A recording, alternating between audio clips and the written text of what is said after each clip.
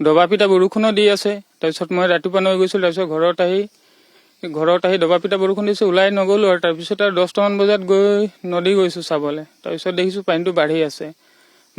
তাৰপিছত আৰু পানীটো তেতিয়া উঠিবলৈ বহুতেই বাকী আছে। তাৰপিছত মই ঘৰ আহিলোঁ। ঘৰ আহি আৰু মই কৈছোঁ যে ভাইটিহঁতক কৈছোঁ যে পানীটো ডাঙৰ হ'ব পাৰে। ভাইটিহঁতৰ ঘৰ গ'লোঁ, সিহঁতৰ চকে গডৰেজখিনি ওপৰত তুলি মেলি আহি আৰু সিহঁতক কৈছোঁ, মোৰ মাইকী মানুহহঁতক আৰু ভণ্টিহঁতক, যে ব'লা ওলাই যাওঁ, নহ'লে পানীটো ডাঙৰ হ'ব পাৰে, নদী পানীটো অলপ এইবাৰ বেলেগে দেখি পাইছোঁ নাই কৈছোঁ আৰু।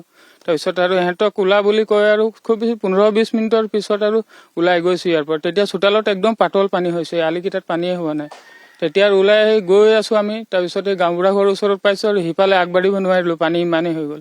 তাৰপিছত তাত শিলৰ ঠাকি এটা আছিলে, তাত ভণ্টিহঁতক তাৰপিছত মাইকী মানুহহঁতক আৰু ভতিজী চবক তাত তুলি দিলোঁ মই। তাৰপিছত আৰু তুলি মেলি গৈ সাঁতুৰি গৈছোঁ। সাঁতুৰি গৈ মেলি আৰু তাত আলি কিনাৰ অসমীয়া মানুহ ঘৰত হুন্দুদা বুলি কওঁ আমি, সিহঁতৰ ঘৰত কলগছ আছিলে। কলগছ কাটি মেলি ভণ্টিহঁতক তাৰপিছত আৰু মাইকী মানুহহঁতক মই নিছোঁ। সেইদিনা পানীত উটি গৈছিলে, তোমাৰ অকণমানি উটি গৈছিলে, তুমি কিবাকৈ উঠাই আনিছা? দাদা আৰু কণমানি মোৰ ছোৱালীজনী উটি গৈছিলে। তাৰপিছত মোৰ কান্ধতো দাদাৰ ল'ৰাজন আছে, হ'লেও মই সাঁতুৰি দিছোঁ যে সাহস কৰি। তাৰপিছত আৰু দাদাজনক টানি মেলি মই যেন তেনেহে আনিছোঁ আৰু পানীটো সেইডোখৰত অলপ ফুট। তাৰপিছত আনিছোঁ। তাৰপিছত আৰু মাইকী মানুহক কৈছোঁ ধৰ তই, ধৰি মেলি মই সাঁতুৰি গৈছোঁ আৰু। মানে কণমানিজনী আৰু দাদা উটি গৈছিলে? উটি গৈছিলে। তাৰপিছত মই মাজৰ পৰা তুমি উঠাই আনিছা? উঠাই আনিছোঁ মই। তাৰপিছত এই দুইটাই গৈছিলে আৰু বৰ্তায়েক আৰু ছোৱালী কেনেকুৱা। তাৰপিছত দুইটাক মই সাঁতুৰি গৈ আৰু আনিছোঁ। আৰু হ'লেও মোৰ পিঠিত ল'ৰা এজন আছে, 8 বছৰীয়া ল'ৰা দাদা ঘৰৰ।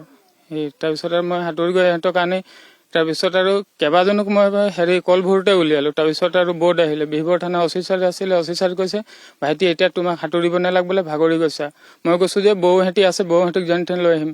তেতিয়া অফিচাৰে কৈছে যে বোলে বৰ্ডটো আহি পাই গ'ল, যাব নালাগে বোলে। অফিচাৰ চাই আছে তাত, ব'ট চট নাও চাওঁ একো নাই। মই সিহঁতক আৰু পুৰা সাঁতুৰিয়ে কলভৰত নি আছোঁ। তাৰপিছত আৰু বৰ্ড আহি বৌক আৰু ছোৱালীজনীক আৰু দেউতাক নিছে। ব'ট আহি লৈ গৈছে? বৰ্ড আহি লৈ গৈছে। কিমান দেৰি পিছত আহিছে তেওঁলোকৰ নাও? তেওঁ 1.5-2 ঘণ্টা পিছত আহিছে, বৰ্ডখন আহিছে। উপায়তো একো নাই আমাৰ হাতত। ঘৰ বনাম বুলি ক'লো, এতিয়া টকা পইচাও নাই নে, এতিয়া কি কৰি বনাম? একেবাৰে আমাৰ হাতত এতিয়া 0 হৈ গ'ল আৰু। এতিয়া আৰু কি হ'ব, চৰকাৰে কিবা ব্যৱস্থা কৰিলে আৰু হ'ব আৰু, নহ'লেতো আমাৰ হাতত একেবাৰে উপায় নাইকিয়া। এনেকুৱা হৈ আছো আমি মানে ইয়াত। চৰকাৰে আজি মুখ্যমন্ত্ৰীয়ে আহি কিছুমান সাহায্যৰ কথা কৈছিলে, টকা পইচা কেনেধৰণে দিব পাৰে সেই সকলোখিনি কথা কৈছিলে।